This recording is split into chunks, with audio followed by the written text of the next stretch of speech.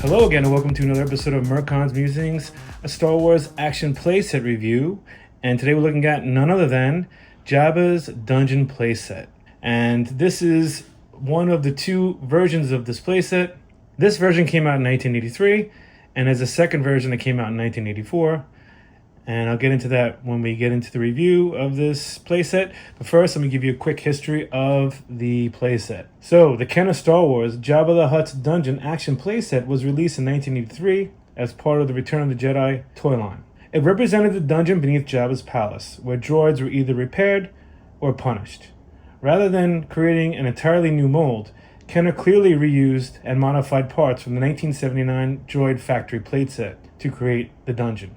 This is the 1983 version. As you can see, it has a gray dungeon base and include 3 figures and Kenner baggies. So both versions of the dungeon playsets have the same key features. A working crane with hook and branding iron accessory, a ramp, and it's compatible with all Star Wars action figures, which are Klaatu Skiff Guard, Nikto, and AT-8. The power droid sold separately. I'm just using him because he's the one that gets tortured in the movie. And it came with a red-themed Return of the Jedi box. The second version of this playset came out in 1984. It was a Sears exclusive. This playset is the rarer of the playset versions. It has a tan base and brown crane.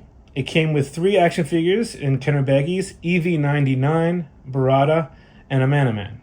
The box was a green-themed Return of the Jedi box. The 1984 version of this playset is worth a lot more money, especially if it comes with the original figures in their Kenner baggies.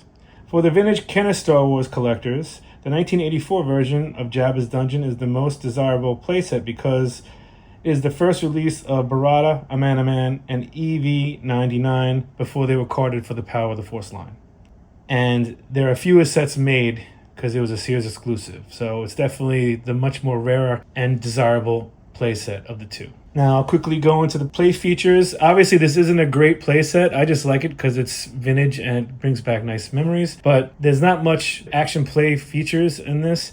So you can take one of the guards and you can march up a droid captive up to the ramp and then take him down the stairs.